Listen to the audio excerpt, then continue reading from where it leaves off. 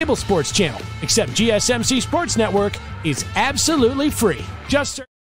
Hello everyone and welcome back to the GSMC Fantasy Sports Podcast. In this next segment, should get a lot of Texas fans, including myself, very hyped. We are going to continue with our fantasy college football player profiles with a guy who wants to make a statement in his final year at UT Austin, and that is, of course, the great Quinn Ewers. Let's talk about this young man for a bit, especially in terms of fantasy, where he could be a very sneaky pick to be your starting college football fantasy quarterback.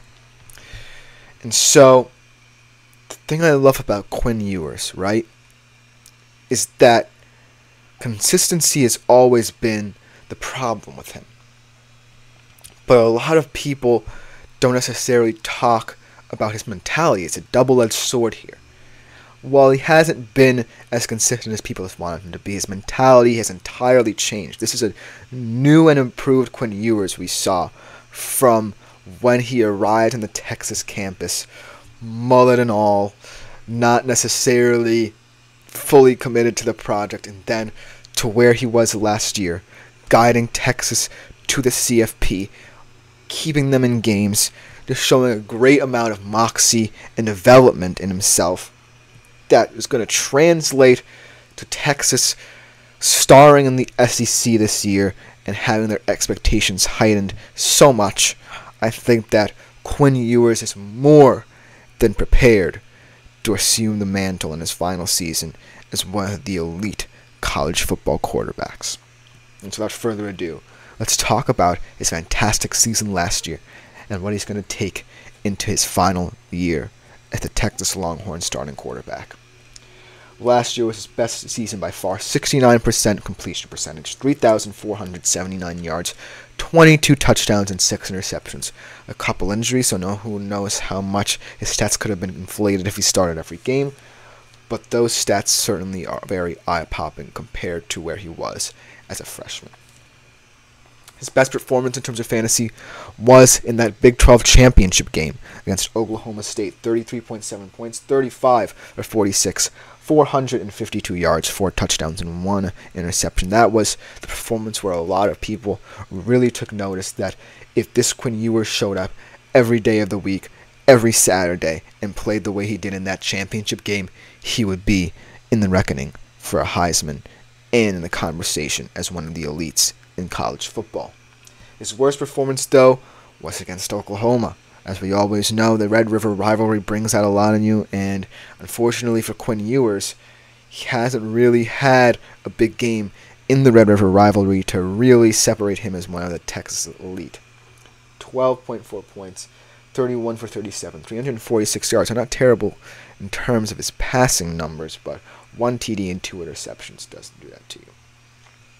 And so, when I look at Quinn Ewers for this year, it's certainly going to be a very exciting ride for the Texas Longhorns.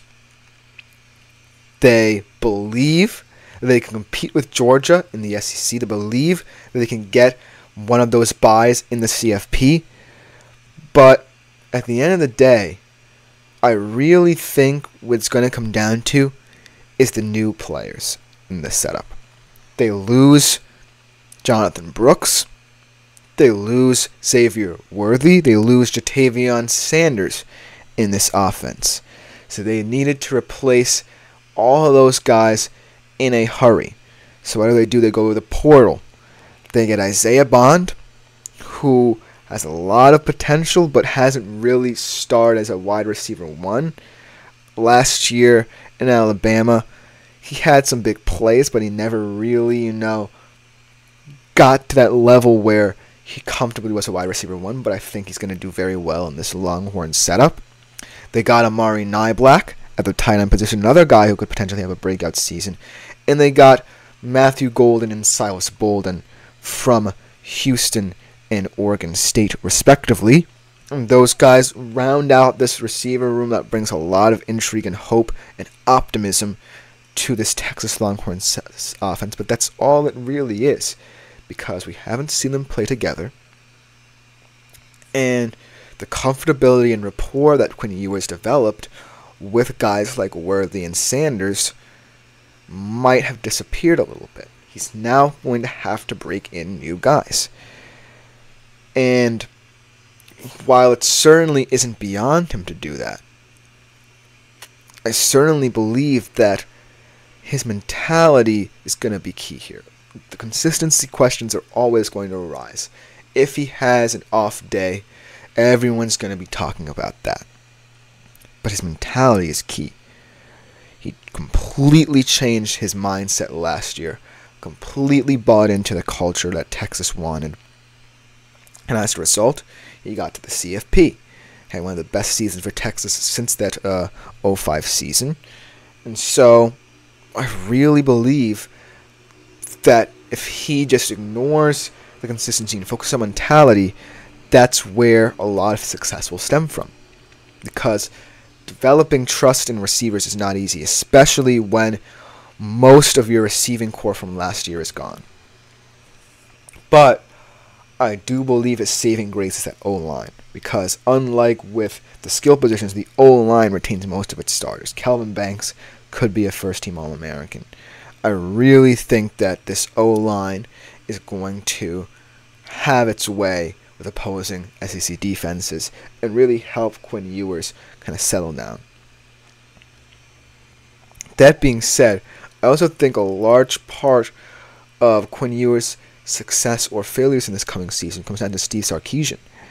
Because right now, I don't believe there's a coach in this country who places more trust in his depth than Steve Sarkisian. And what I mean by that is, I think that this season, it's a bold prediction for the season, I wouldn't be surprised if he puts Manning into some games. I wouldn't be surprised if he's more bold now that Texas is one of the deeper teams in the country. And so, for Quinn Ewers, especially for his fantasy prospects as well, it's all going to be about getting off to a fantastic start early on. And it's going to be difficult. They face Michigan in week 2, and I believe it's on the road. And Michigan has its own problems, but they're still going to be viewed as one of the elite teams in the country. If Texas wins that game, it truly cements them as someone to be reckoned with. And at the end of the day, that will truly help Quinn Ewers, no matter how they win every single week. Because last year with Texas, the gods of the close games were on their side. In the SEC, where it's very top-heavy, and you're going to get a lot of blowouts early on, it's going to be important for Texas in the big moments to really play within themselves. Because you can find consistency in the cupcake matches, but to play two big teams and still have the Red River rivalry in Michigan, Georgia, and Oklahoma, that's where you need to see vintage Quinn Ewers. Say he has a subpar game against a cupcake team on his schedule. That's all fine. If Texas wins, it's fine, because you don't place as much stock on those games as others. But if he underperforms in the Red River rivalry against Georgia, that's when all the doubt will seep in.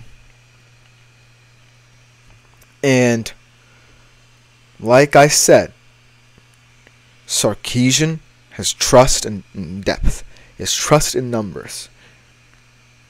And he now understands that Texas are in a period of their history where good things can happen for them. History can get rewritten.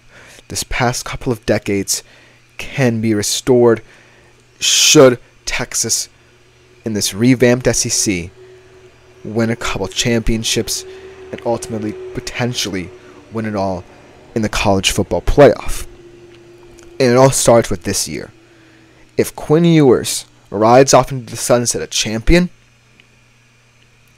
he will go down in history no matter how ugly or exciting his season was.